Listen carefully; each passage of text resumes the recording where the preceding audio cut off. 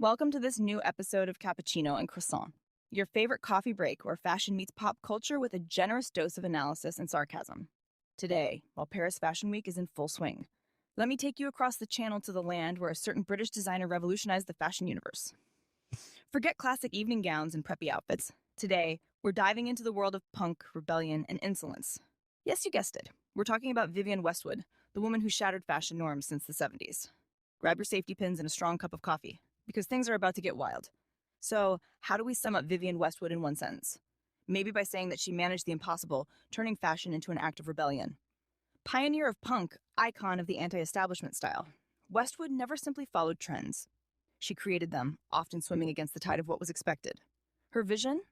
Fashion that's provocative, bold, and deeply subversive. Whether it's her punk collections from the 70s or her environmental activism in the 2000s, she's left an indelible mark on the industry. And you know what? Vivienne Westwood is a lot like that cup of coffee in your hand, sometimes strong, always bold, and guaranteed to wake you up. But where coffee stays within the lines, Westwood always pushed beyond, stretching the limits of good taste and convention. It's as if she decided that every runway show should be a mini revolution, a rebellious wink to the establishment. So, sit back, get ready to be surprised, maybe even shocked. Because that's the Westwood way. And let me guide you through the story of this extraordinary designer who made fashion a political act.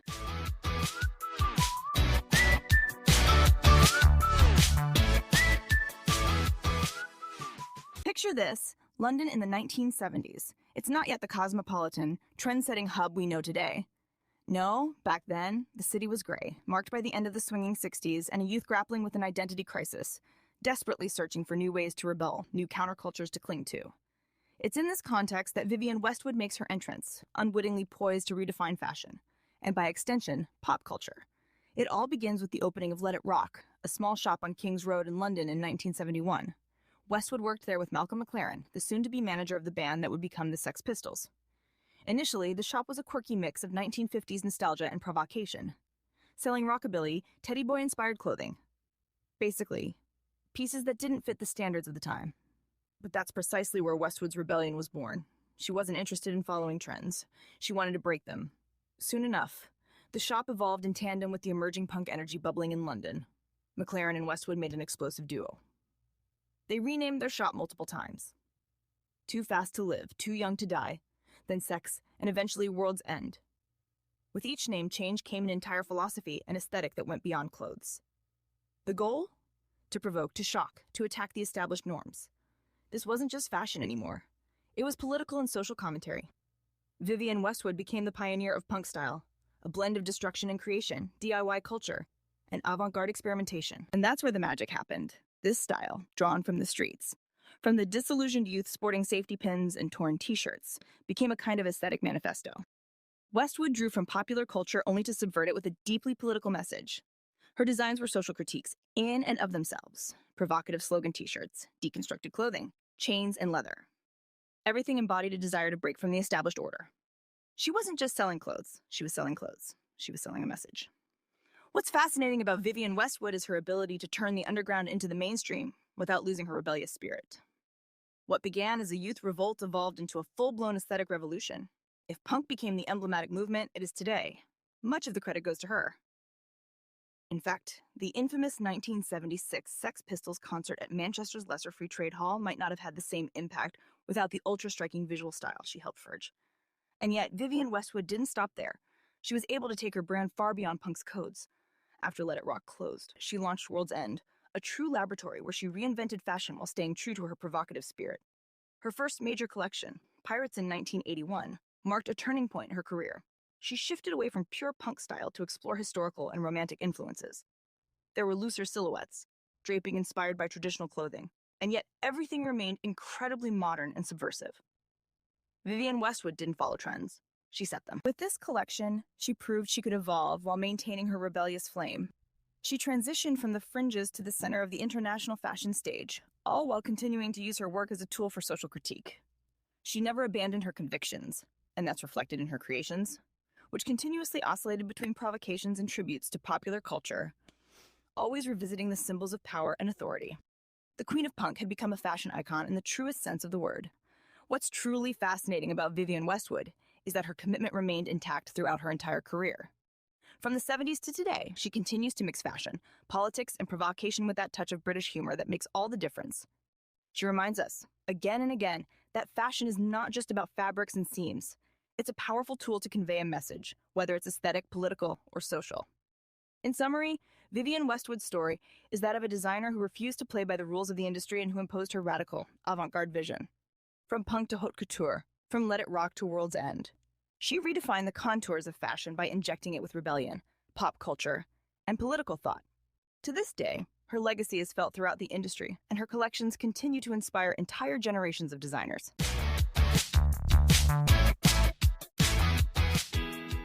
Vivienne Westwood was never just another designer. When we talk about iconic runway shows, you probably imagine impeccable silhouettes flowing, sophisticated gowns.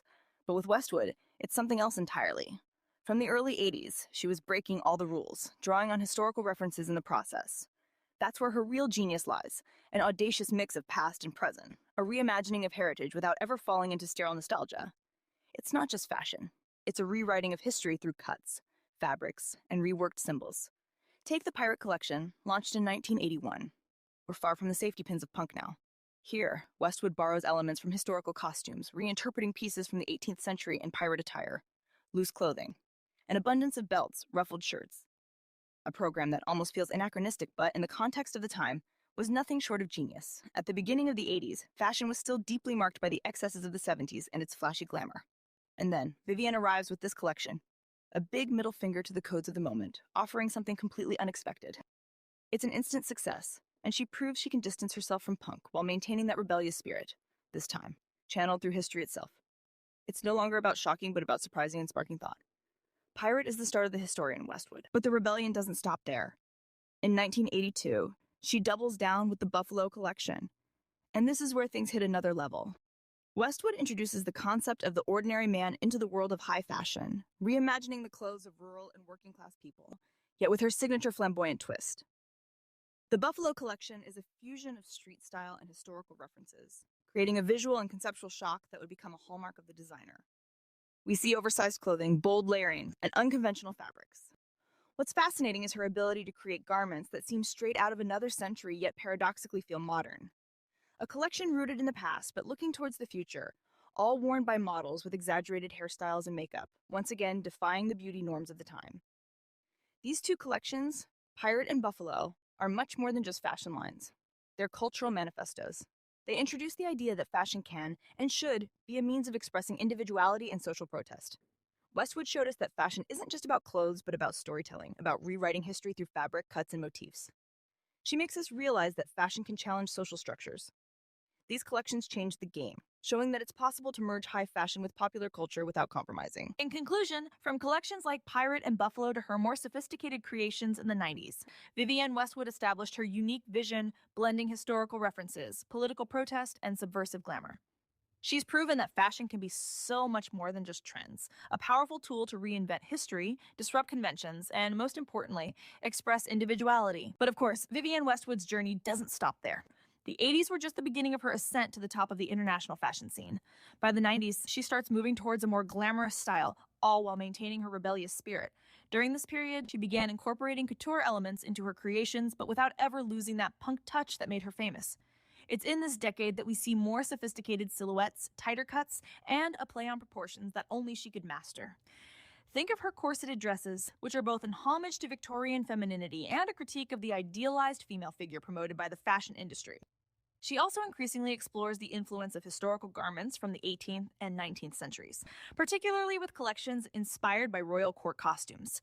But unlike what you might think, she isn't trying to recreate the past. She's reinventing it, making it coexist with contemporary concerns and aesthetics.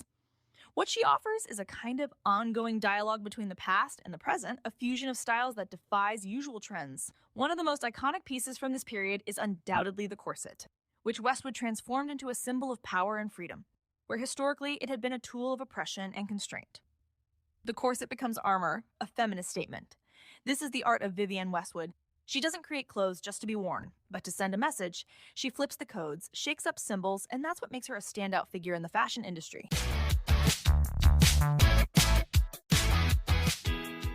Vivienne Westwood isn't just a fashion designer. She's an iconic figure of subversion within the industry. She built an entire universe around provocation, the reinvention of classic codes, and the reinterpretation of historical symbols. It would be easy to reduce her style to her early punk years, but that would be a gross misunderstanding of the depth and richness of her work. To grasp the DNA of Westwood's style, you need to dig deeper than the safety pins and leather chains. The first thing that stands out in Westwood's style is her obsession with the corset. But let's be clear, not just any corset. Vivienne Westwood's corset is far removed from the traditional image of a woman constrained by tight laces. No, for her, the corset became a symbol of emancipation. By transforming this historical garment, once used to mold and imprison the female body, she turned it into an iconic piece of feminine rebellion. It's almost like a modern armor, a bold statement of power and sensuality.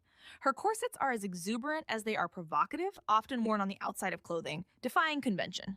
The subversion is clear. What was meant to be hidden becomes a central element of style. And that's just the tip of the iceberg. Westwood's art also lies in asymmetrical cuts, unexpected volumes, and exaggerated proportions. Once again, she plays with established codes. Her collections reinterpret traditional forms, creating pieces that are both elegant and offbeat.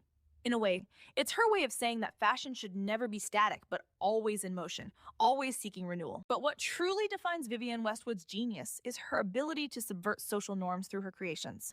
She uses fashion as a tool for political provocation.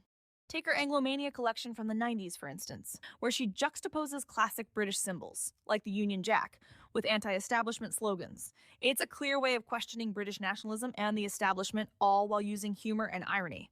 Her pieces aren't just clothes. They're political statements taking a stand. You can see this in collections where she blends androgyny with exaggerated femininity, challenging ideas of gender, sexuality, and identity. That same subversive spirit extends to her approach to anti-consumerism. Vivienne Westwood was ahead of her time in criticizing the fashion industry itself. In contrast to fast fashion, she advocates for a return to durable, well-made clothes that have a story to tell. Her creations are a manifesto against hyperconsumption and the overproduction of disposable clothing. It's not just about offering beautiful clothes, but about spreading a broader message. Fashion can and should be a tool of resistance against the excesses of capitalism.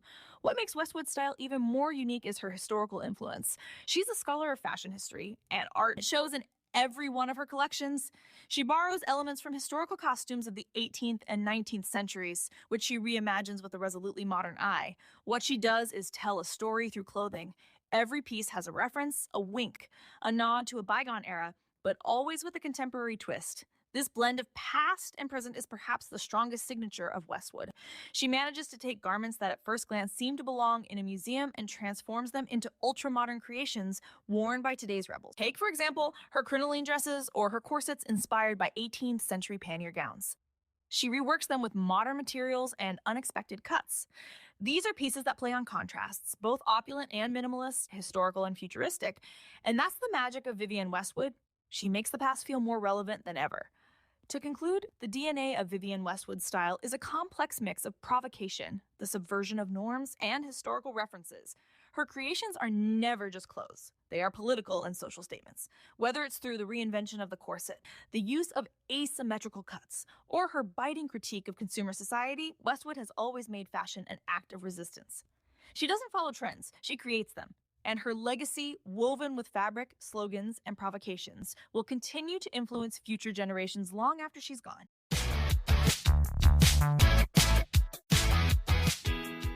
Starting in the 2000s, Vivienne Westwood added a new string to her already well-equipped bow: environmental activism. If she had always been subversive in the way she created and thought about fashion, it was truly at the start of the new millennium that she took a decisive turn towards sustainability. And, as always with her, it wasn't just about jumping on a trend or riding the eco wave. No, Vivienne Westwood made the environment a personal fight, a natural extension of her critique of consumerism and overproduction in society. Vivienne never did anything halfway. She went from the runway to the podium, using her notoriety to raise awareness for causes far beyond the fashion world. She notably worked with organizations like Greenpeace, launching campaigns focused on climate change and global warming. And once again, she did it in her own way, with that unique blend of provocation and activism. Her Save the Arctic campaign is perhaps one of the most emblematic. Models in haute couture outfits sporting political slogans, perfectly capturing the essence of Westwood, using fashion as a vehicle for protest and a means to change the world. But for her, ecology wasn't just a marketing ploy, it was integrated into her creative processes. She started rethinking her collections by focusing on reducing the carbon footprint of production. using sustainable fabrics, and creating pieces built to last. She kept repeating, buy less, choose well, make it last. To her, the idea of fast, disposable fashion was not only absurd, but profoundly destructive. She encouraged consumers to turn away from fast fashion and invest in clothes with history, quality, and a reduced environmental impact. And of course, her influence didn't stop there. Vivienne Westwood paved the way for a new generation of designers. Today, if we see fashion houses like Balenciaga or designers like Rick Owens and Alexander McQueen playing with the codes of androgyny, subverting social norms, and engaging in political rebellion, it's because she blazed that trail long before them. Alexander McQueen, in particular, was deeply influenced by Westwood, both in his aesthetic and in his approach to fashion as a space for expressing anxiety, rebellion, and identity. Rick Owens, with his architectural style and often raw pieces, pays homage to Westwood's nonconformist approach. And as for Balenciaga, you only have to look at their recent collections to see Westwood's influence, with that mix of provocation and haute couture. But her influence stretches far beyond the runway. In popular culture, Vivienne Westwood has become an unavoidable figure. Her creations have left their mark on red carpets, worn by pop culture icons like Naomi Campbell, Kim Kardashian, and Pharrell Williams. We particularly remember Carrie Bradshaw's famous wedding dress in Sex and the City, a Westwood gown that, in an instant, transcended fashion to become a style symbol.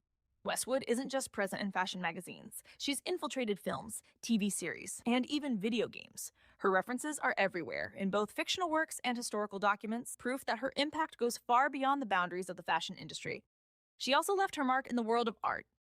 Many of her pieces and her runway shows are conceived as performances in their own right. She always believed that fashion should tell a story, and not just the story of a season or a collection. And that story she wrote with audacity, constantly challenging the status quo. So yes, Vivienne Westwood is much more than just a fashion designer. She's a visionary, an activist, and a cultural icon. Whether through her collections, her environmental activism, or her influence on today's generation of designers, she redefined what fashion can be.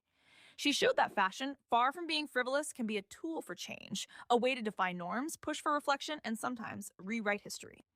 In the end, Vivienne Westwood reminds us that fashion, beyond fabrics and cuts, is also a political act.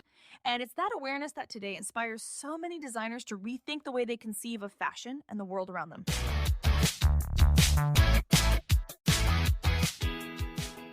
Since the passing of Vivienne Westwood, the question on everyone's mind was obvious. What direction would the brand take without its legendary creator? A reassuring answer came from a key figure who had long been in the shadows, or rather at Vivienne's side, Andreas Kronthaler, her husband and longtime collaborator. While it's easy to imagine the brand could have strayed from its DNA after her death, it's important to understand that Kronthaler is no hastily chosen replacement. He has been fundamentally involved in the development of the label for decades. Since the 90s, he's worked hand in hand with Westwood, actively contributing to the evolution of the collections and now carries on her legacy, while imprinting his own vision. Kronthaler has successfully preserved the essence of what defines Vivienne Westwood's DNA: politically engaged, subversive fashion that remains firmly grounded in the present. Since taking over as creative director in 2016, he's never tried to erase Vivienne's influence, but rather to extend it. His collections continue to explore the historical themes so dear to the house while introducing modern touches and fresh perspectives. The subversion remains ever present. You still find that blend of Baroque and punk influences, that bittersweet provocation that turns every garment into a piece of social commentary. Under Kronthaler, the brand remains a playground for political ideas and societal questions in a world where fashion is increasingly viewed as mere commodity. Speaking of legacy, it's impossible to overlook Vivienne Westwood's impact on contemporary movements. Today, more than ever, her philosophy inspires a new generation of designers and thinkers, particularly those involved in social and environmental causes. Through her anti-consumerist, eco-responsible approach, Vivienne Westwood laid the foundation for a new model of fashion, where sustainability takes precedence over mass production. This message resonates deeply with young designers, especially those from the so-called slow fashion movement, who strive to produce less but better, creating pieces designed to last. Contemporary designers like Maureen Serre, Bethany Williams, and brands like Cullen Estrada are direct heirs to this thinking. They adopt similar approaches in their quest to reinvent clothing and the industry, often incorporating recycled materials, advocating for ethical production processes, or highlighting the environmental consequences of fast fashion. But where Vivienne Westwood was truly visionary was in her ability to convey political and social messages through fashion. She paved the way for activist fashion, which no longer just dresses people, but challenges, disturbs, and provokes thought. Today, fashion can no longer be separated from its environmental stakes, and that's largely thanks to pioneers like Westwood. As for the future of the brand, it seems more relevant than ever. In a world where ecological urgency is becoming unavoidable and consumers are demanding responsible brands, Vivienne Westwood stands as a model to follow.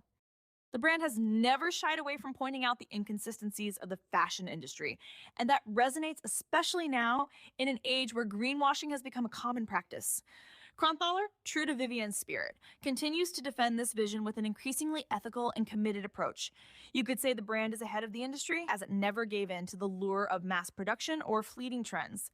Fashion, according to Westwood and Kronthaler, is not a product to be consumed, but an artistic expression, a space for reflection and rebellion.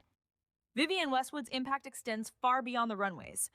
Today, she is a symbol of anti-conformism and creative freedom.